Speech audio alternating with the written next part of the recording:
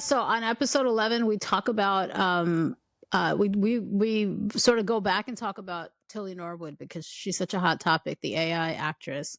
We also talk more about like AI and what the impact of that's going to be. How like it's how we use it, how it's affected us, how we think it's going to confuse society or grow society or change society. So it's really all about AI this week. Usual. Cracking up, hitting record. We're back with Cuntiosity, episode 11. It's Reshma and Tia. Hi. What's going on, boss chick? What is that? Yes on your shirt? I like it. Yes. I like it. Yes. We're feeling a little yes on a Monday morning? Yeah. We all need a little yes on a Monday morning. Yes. I know. It's Monday as we speak. It's Monday. It is Monday. It's like feel like everyone's. I went for a walk earlier and it was like super dead out, which I was surprised. Like because Sunday morning was jumping. So I'm like maybe everyone's got a case of the Mondays. Nobody wants to work. No one in the world wants Monday to happen. Nah. The dread. It is. I have like all my supportive things, like making get stuff in my pockets. I've got my little meditation egg that I do to like a weighted piece of. It's my little. What is that movie? What was that movie? Inception, where they all had a token to know that they were in the right reality. This is I love it. Simulation reality. Wait. I have something else in my other pocket. How cute is this? Can you read what it says? It says dust. It's fantastic. It's like a shaker. It's for salt? I don't know what it is, but I got it for £3 at a charity shop. I mean, it's adorable. It's so cute. It's like perfect. It's like, I don't know, fairy dust. It's any kind of dust. Magic. It's just magic dust. It could be the trippy dust. It could be any kind of dust. I just thought it was fantastic. I was like, oh my God, I need more of this in my life. Yes, we all need more of that kind of, the good dust. I know. I hit up some charity shops over the weekend with a friend of mine, and I don't understand why more countries don't have this model, and I don't understand why anybody would buy anything new here. Yeah. It's crazy. It's my favorite way to shop. Yeah, you're very good at it. You get a lot of good finds. I got this. I got my pumpkin spice sweater. I love that. You're looking very autumnal. It's today you were bringing the color. I am bringing the color today. I know. It's a little bit. I was walking in the park yesterday, and I got this and I got something else in a similar color. And I've got my orange sneakers, and there's like the tennis pro in the park that's always there. So he always says hi to me and Coley. And he was very excited at the matching of the jumper and the sneakers. Because I've got like rust orange sneakers. I was like, it's totally by accident. It's like, you're not in all black.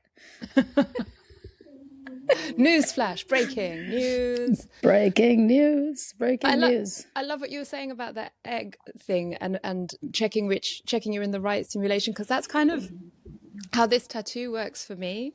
Oh.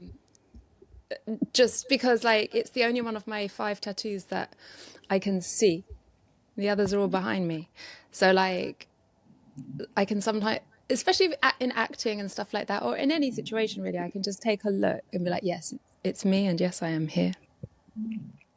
It's your Descartes tattoo. I tat, therefore I am. I love it. Yeah, somebody gave this to me, and you gave me one of those. I passed them along to other people. Yeah. Because I find that, I don't know, I just find that it's weighted and it's just enough weight, and it does like kind of, it's a good tool to like rewire where your head's at in a moment, right? If you're like, and I always keep it in my pocket when I'm doing like a big presentation for work or something, like especially if I'm like live in a room and I can just kind of which is why women's clothing has to have pockets. Yes. So I like to like put my hand in my pocket and just like do this, like have this feeling of this weight, and it kind of grounds me if I'm like getting nervous or somebody asks a hard question and I'm just like, shit, I don't have an answer. Here we go. Like it's nice to have the little token to do that. But it is nice to also like feel it and be like, am I, because we've talked about this idea of simulation theory a lot. And like, as we're moving towards more and more AI driven content, it's like, what's real? What's real? The egg is real. At least it feels real. It's tactile. I can hold on to it. It's in my hand. Tilly, is that her name? Tilly Norwood, the actress? Yeah. She cannot hold on to the egg. Tilly can't have the egg, no. Tilly can't have the egg. So have you seen like a lot of actresses in particular have been sort of openly talking about or like posting their opinions on the whole Tilly Norwood actor extraordinaire thing? Yeah, there's been noise, there's been opinions. People have opinions. So, I mean, and they're not dissimilar from what we discussed on the last episode. Briefly, we talked about Tilly Norwood and just how compliant she can be, and what a dream that is for a post Me Too world.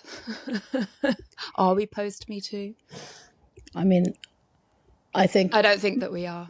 I think a lot of people would, men probably more so, would like to think they are. Just so they can stop hearing about it. Oh, not in a like it's we fixed like, it. No, yeah. they got that out of their system. Okay, let's move on. Yeah, kind of a way. I'd love to say that that's what Tilly Norwood was for, but like you said that she was built by a woman. It's so confusing. But I mean, not all. Some women do. I mean, I don't know I don't know why she did it. And it's not all AI isn't bad, but like, I think that making a whole person is bad. Well, so the thing that's interesting is like, you're an actress, like you do this for life. So like, what are some memorable performances that you're like that I think of that actress's way of doing that character and like how amazing that was, or what depth of emotion she got to, or like, can the AI do any of that? Oh, I wouldn't have thought so. Right. So that to me, that's the, when you think about it, everyone's always like, oh, AI is going to take my job, right? Like, okay, which I'm like, please take my job. But if AI is going to take your job and your job is to role play into an emotional state, or like, it's a different kind of acting, is a different kind of a job, right? Like, I understand it being easier to grasp that AI could replace writers, right? Because writing is like, it's just like universal thing. Language is fairly universal. If you're literate, if you have that luxury of being literate, and it can mimic that, and it can mimic tone and style a lot more easily. And it's a little bit harder to tell, like, oh, is that the actual author, or is that the AI? But with a performance, like, you see it, like what you see with your eyes is way more recognizable to the human mind than like.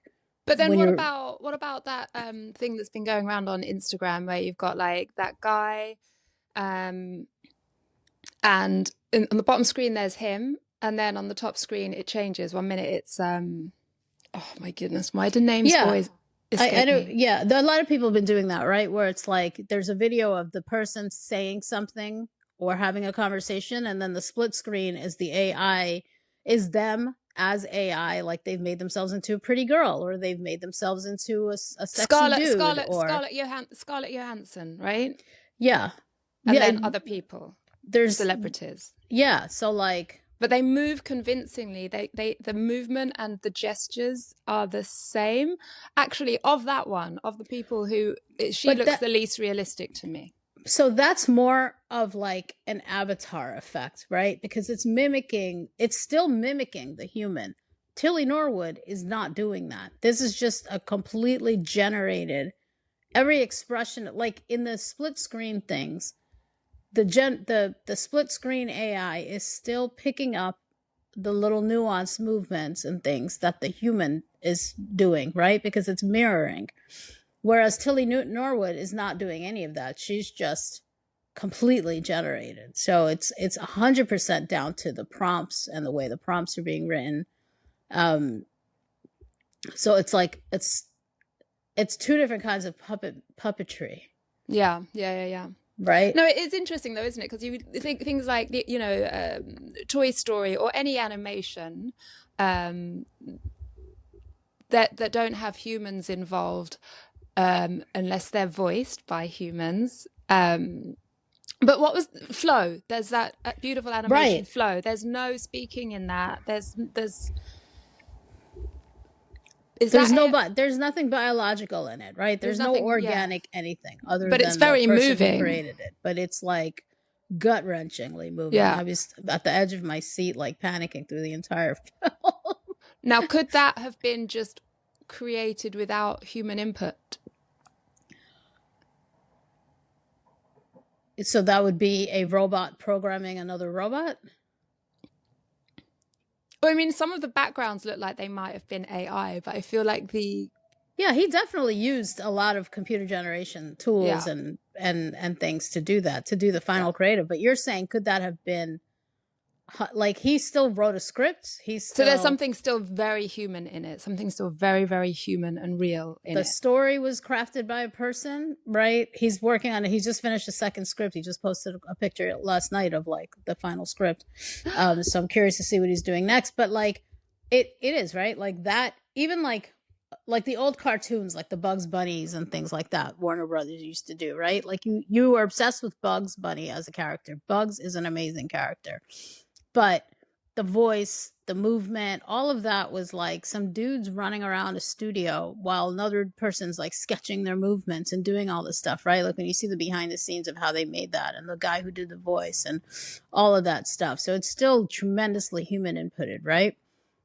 Flow, he wrote the script. I think he like crafted the original images for all the characters, worked with a team. Then yes, they went into CGI, they went into computer graphics and all that stuff to like build it out.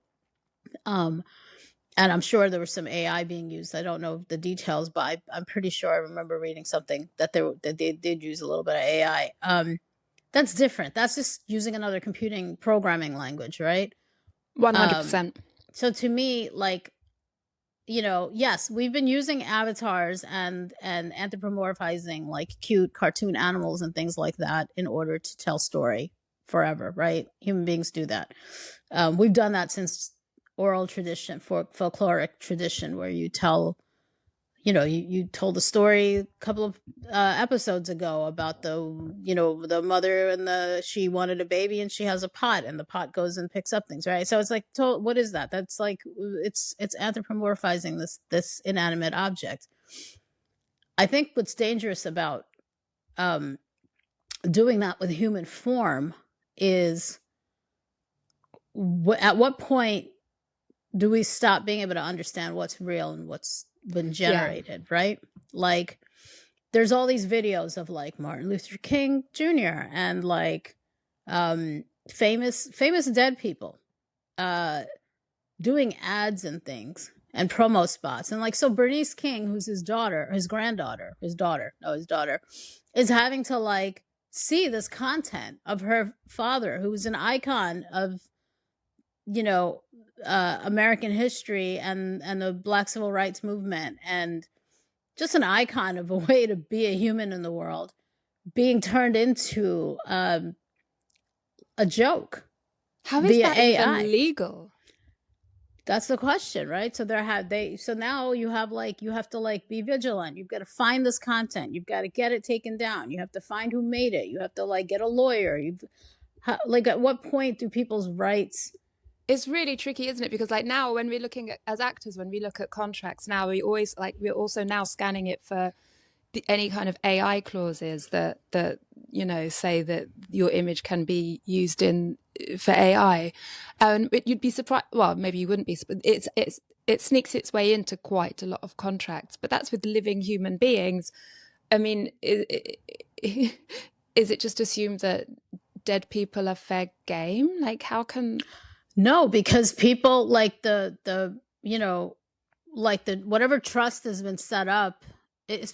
Dead people are fair game insofar as they might not be famous and don't have a trust set up in their name, right? Like the Martin Luther King Jr. Foundation probably has the legal rights to any uses of his image, his likeness, his voice, his personality, all that stuff, right? Like that's part of their owned content. So yeah, they can probably sue or do something to try and get that content taken down. However, I don't have that. I don't have that. I don't have a trust. I don't have that clause in my existence. So like, yeah, somebody could they could pull our video from our podcast and say, let's get this crazy Indian woman saying X, Y, and Z, or X, Y, and Z, as your people say here. I have no, I have no, what's my recourse? I have, first of all, I'd have to even know that was happening. Yeah. How would I know that?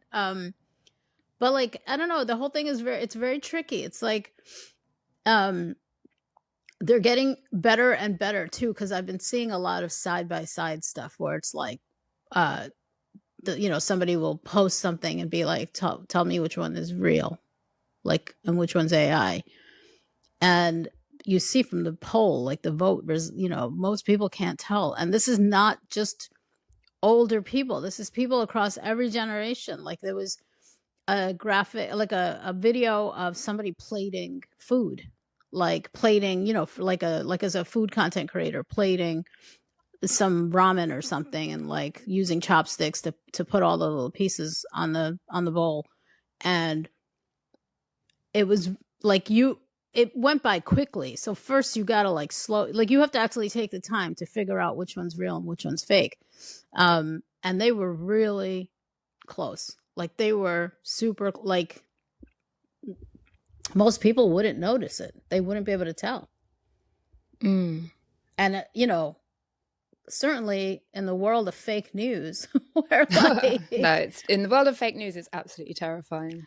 Yeah, it's like that fake news is already terrifying on its own because it's worked. How many people think, these, some of these terrible tropes about people just because they keep seeing it or being fed this information? Versus now you're going to see a video of like anything that can be made. Like there's this meme that was going around on TikTok, and it was random black women characters, like on a subway or in some public setting with like a white guy next to them. The setup is that they're strangers, but you don't know that. And she just kind of sits down next to him and goes, this is my husband. And it's like that started going viral until people were like, guys, you're falling for an AI. This is AI. This is not real. This is not a real girl that did this as a gag on a subway. This is AI generated. Wow. Yeah. So it's like there's a lot of shit like that going on. So I'm not sure if I always think I'd know how to spot these things, but I'm actually not so sure now. Like for example, sometimes things are just done badly, but actually AI maybe just does things really well. Like, I don't know. Remember you talked about a clip or did you send me a clip? You sent me a clip of a baby on a tree, at the top of a tree. And I was just like, that's just not real. That can't be real. That's just not real. But I don't know. Was it real? I don't know. How can any of us really ever know? Yeah, he was like maybe like 8 or 9. Like he was a little bit of an older kid climbing a tree. But he was on the top of this tree. Like, he made it all the way to the top. But I mean, for me, that wasn't real. Right.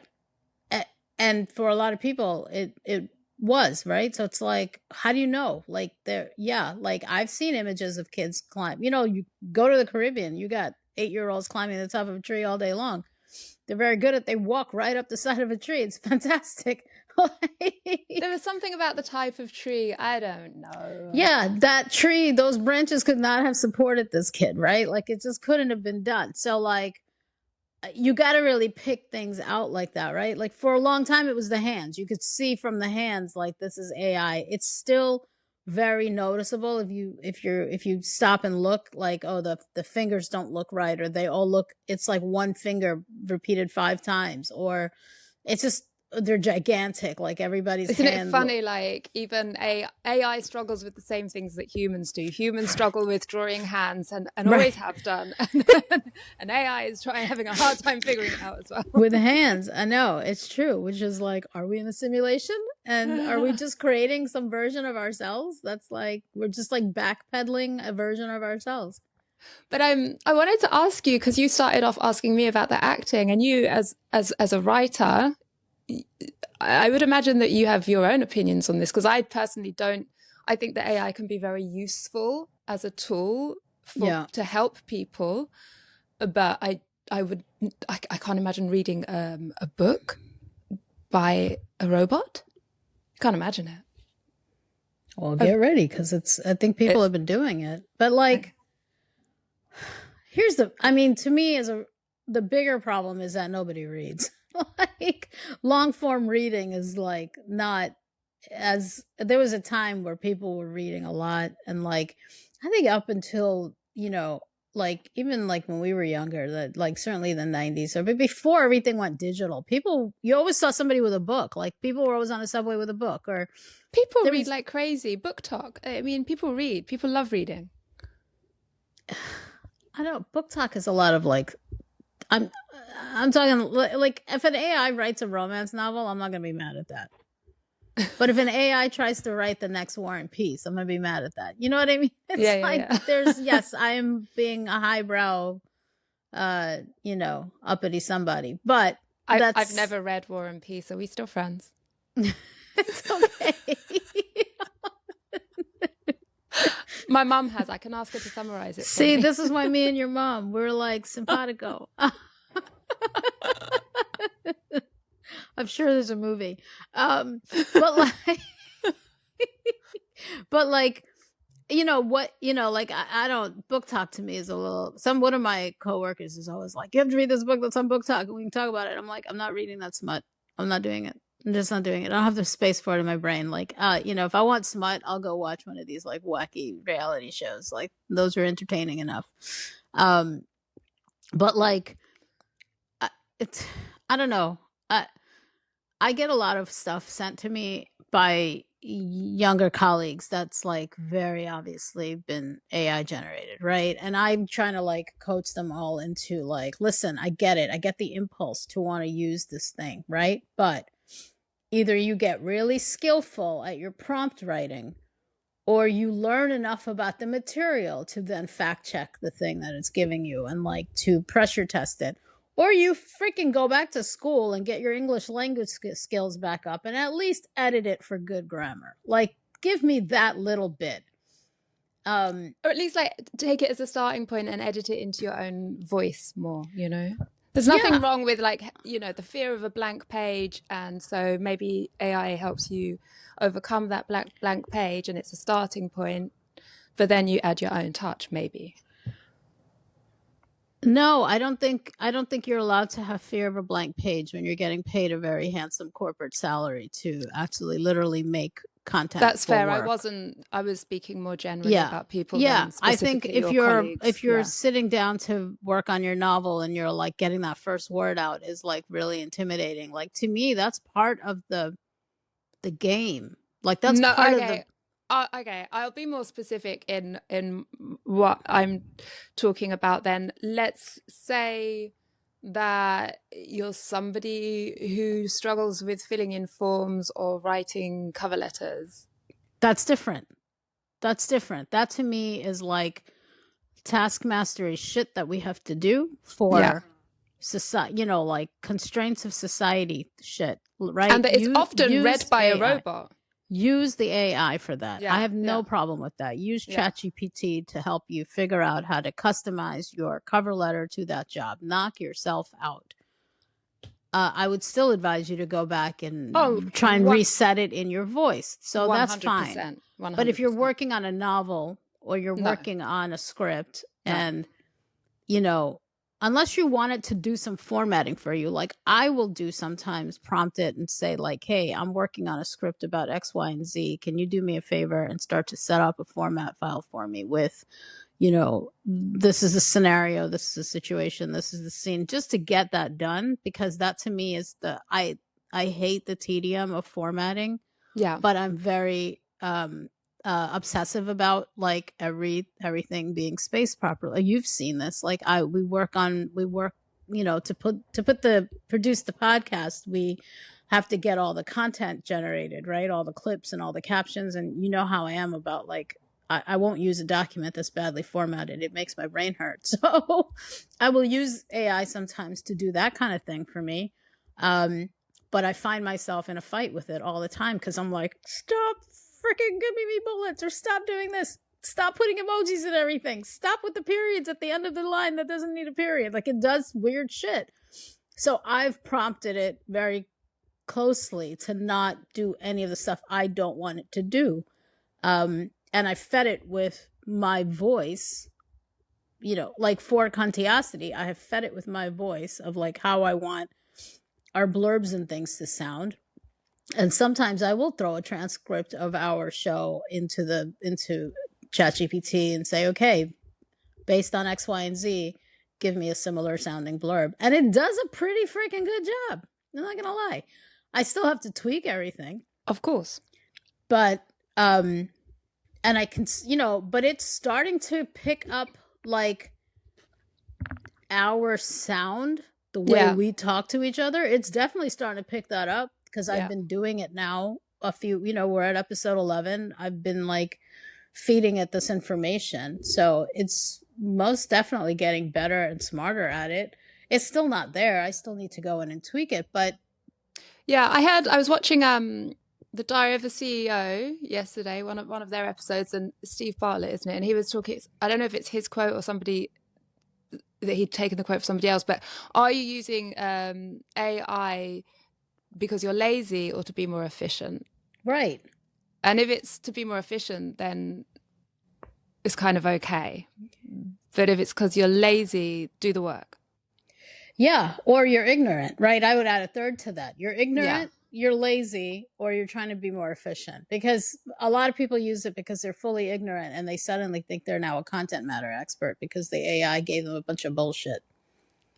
Lazy is you are a little bit of a content matter expert. You just can't be bothered. So you use the AI. But then lazy usually still will go in and tweak it a little bit, right?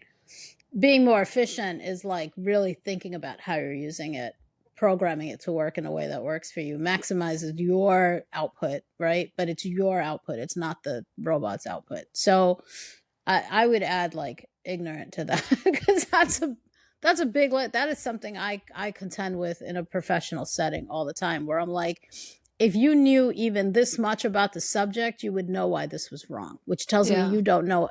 I don't know how you got this job, is where I go, right? I'm like, how are you even sitting across from me right now? Why are we in the same room? Yeah. Talking about the same thing. Like, that to me is shocking because I'm just like, how the hell? Like, I could never get away. I had to do tests and this and that. I could never get away with like walking in with a bunch of fluff and getting a job like that. I had to act. I mean, I'm good at bullshitting my way through a situation if you throw me in something I don't know, but generally I have to know the stuff I'm talking about. No, but I envy your skill at that. You are very good at just like talking like you know what you're talking about, even when you don't. It's just, you talk with authority. So you'll just go like, oh yeah, okay, that must be true. Yeah.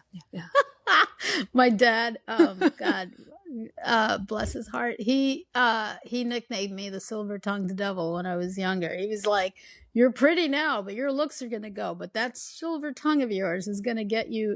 That's the thing that's gonna save your ass if anything goes awry in your world. I was like, kind of like that silver-tongued devil. I'm gonna go with it. A friend of mine made me a little logo character. I love it. It's like, yes, but like, our brains are basically, like this is my CPU, right? Your brain is your CPU. How is an AI ever going to get as nuanced as the CPU sitting in my skull? With time. it's still the only way that happens is if we do approach the singularity and the AI becomes sentient. Because you would have to remove the step of the human. Well, like, hey, it's interesting you said sentient, because earlier on when you were describing how you prompt your chat GPT, you were being very polite. I am very polite when I speak to my chat GPT. Very, very polite. Use the words, and I don't know if this is just in talking to me or if this is something you'd put in your prompt. Could you do me a favor and? Oh, I don't put it in the so I stopped doing that. I was doing that initially because I was trying to get it to understand how I speak. But now I use as few words as possible, because one thing that is true of it is that it, like, when the please and the thank yous take additional computing energy and time, and so like I already struggle with using it, but I can't get away with not using it because that's the world we live in. But it's such a freaking resource burn on our natural resources that it really does like drive me a little crazy. I have like a little bit of an existential crisis about it. So I've stopped using those kinds of little things, and I will say to it, no jargon, do not explain, just provide exactly what I asked for. So because sometimes it'll write you like a whole recap of what you've asked for. Like, I don't need you to have a chat with me, I just need you to deliver the thing. Like, so I do find that it like it's more efficient that way. But initially I was doing a little bit more of my voice, just so it gets a sense of my voice. Interesting. I just was being polite because I think I don't know how not to because be. If they do become sentient, you don't want it to come kill you. I don't think that's going to matter much.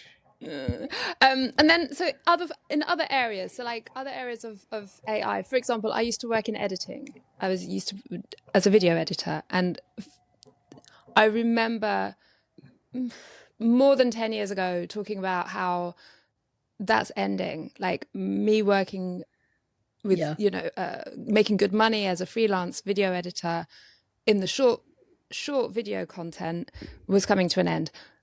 I don't think I knew at the time that it was because of AI. I think at the time it's just like things like Fiverr. Everyone was learning to edit on their phones. It wasn't this big technology skill. Yeah, and like I didn't start as an editor on tape where you'd literally slice a bit of tape and use sellotape, but I did start on things like Avid and Final Cut Pro and Premiere Pro and etc. etc. etc. And now DaVinci.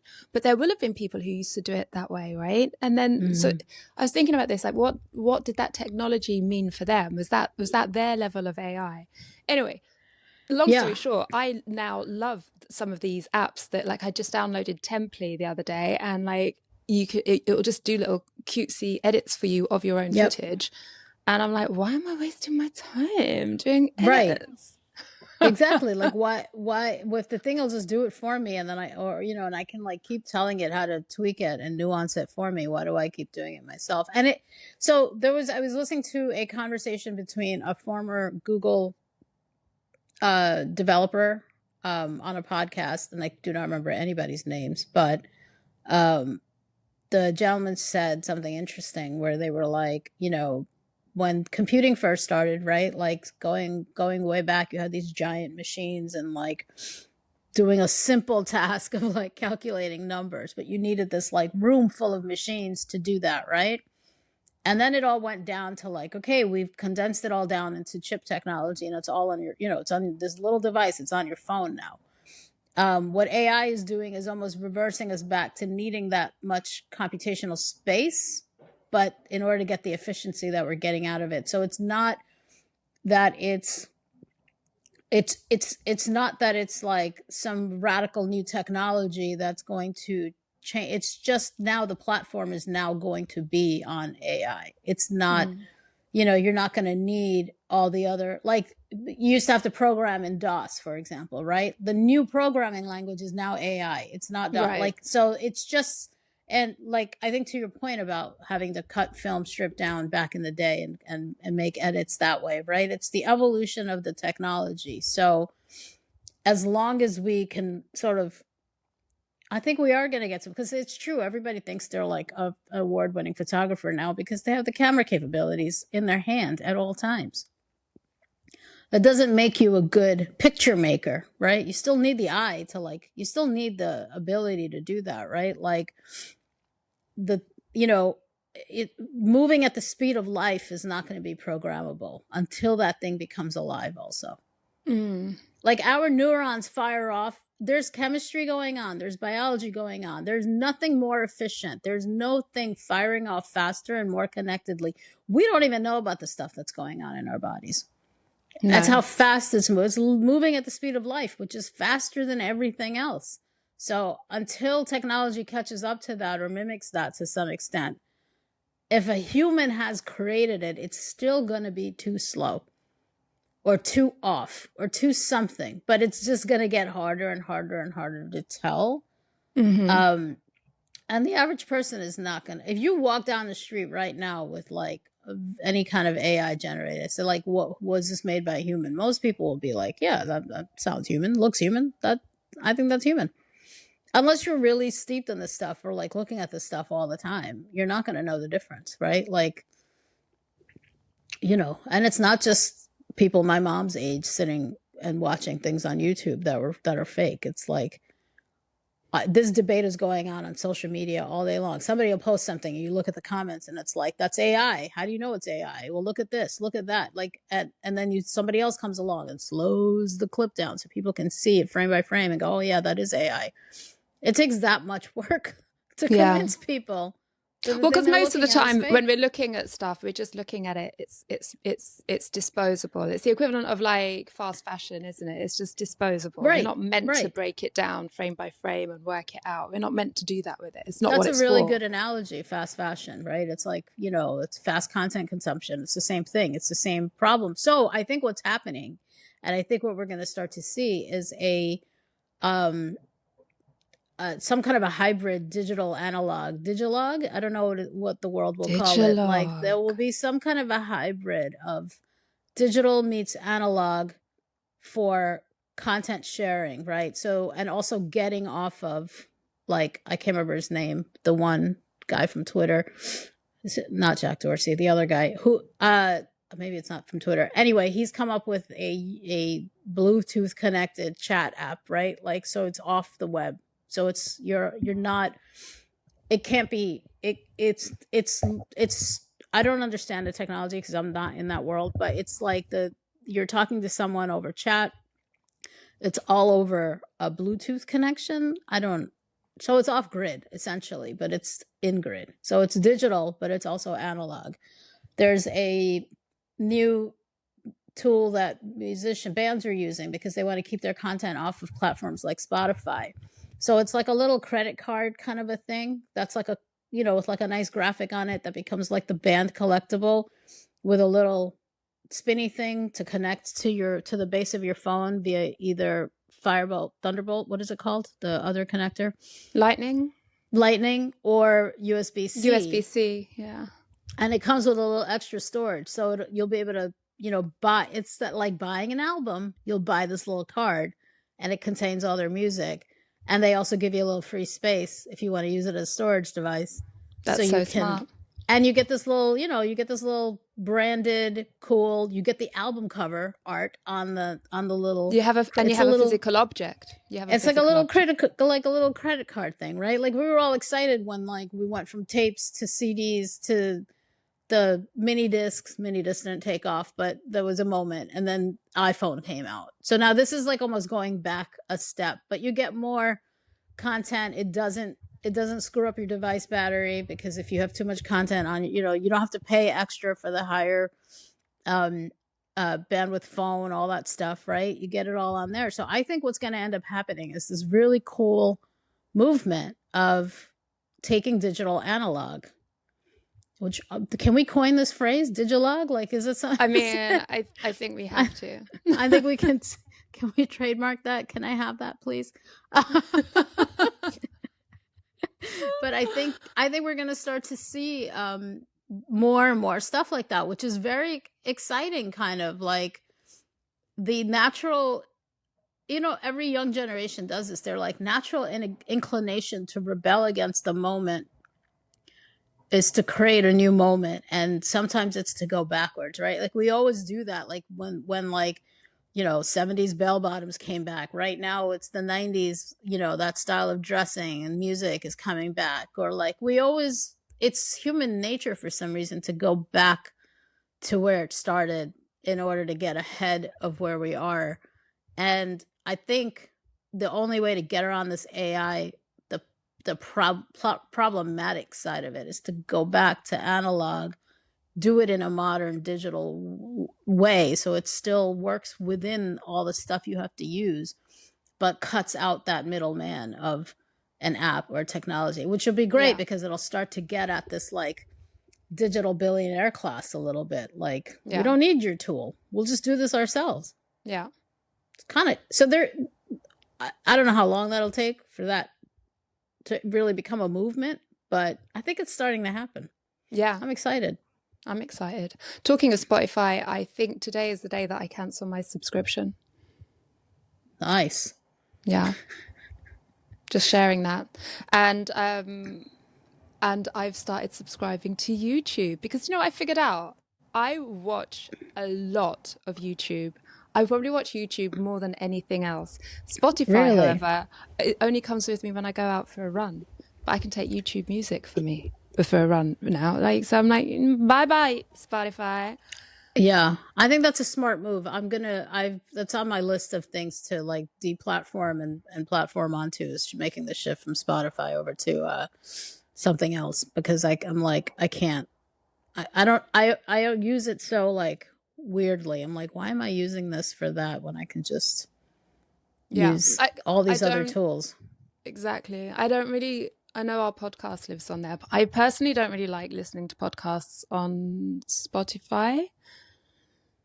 Yeah, there's other apps that I like to use for Spotify for podcasts. I really only listen to well, now my new thing is I use Spotify for which again, I don't need to use it for this, is I do a lot of like audio tones and like Oh yeah, binaural, ambience and stuff. uh Mm. sound stuff to But I feel like work. YouTube has loads of those, and Oh it no, used to it's all be over the place. yeah, Yeah. and but it used to be annoying because of ads, and now I'm just like, well, why don't? And also, if you paying for YouTube, I think that I'm actually it matters who I watch. Some part of what I pay for goes to who I watch, which isn't the case on Spotify. It doesn't. Right. That's not how it works. They kind of pick what they want to prioritize for you. So no, I like it. So do you want to pull one of the 36 questions so we can she's ready to go. Ready to go. I Ready love to go. it. Ready I love to go. it. Speaking of moving at the speed of life. Yeah. I like this speed of life. Speed of life. It's another Reshma goodie. What do we got this week? We've got 8. Number 8. Name 3 things that you and your partner, so that would be me and you, appear to have in common. 3 things that we have in common. Dun dun dun dun dun. I'm doing the Jeopardy song. What do we have in common? 3 things that we have in common. We're both growing out our silver I was gonna strands. say the gray hair, right? But I was trying not to be appearance based. I think that we both get irritated by annoying people very quickly.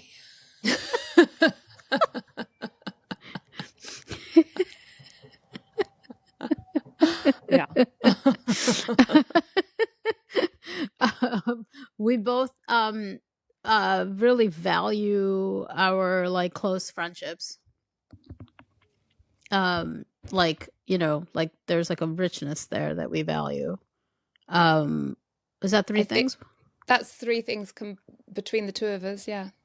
Do we have to? Do you think it's meant to be 3 things each? You've done 2. I've done 1. Well, I was gonna say the silver hair. So you've done 3. All right. Okay. Smarty pants. I said it first. I think that we both, another thing that we have in common is that we live outside of societal's expectations of womanhood. Oh yeah. That's number two. I'm keeping the silver strands because I said it first, all No, right? you keep that. I'll come up with a third. I'll come up with a third. No, you're. I think we both like to like I mean as we're doing, I think we both like to like find things to laugh at. Like that's just like funny shit and like we're both very happy to have a good like hearty belly laugh about stuff versus like being a little too serious. But we can both be very serious about things as well, but I think generally we always sort of find a humorous note out of something.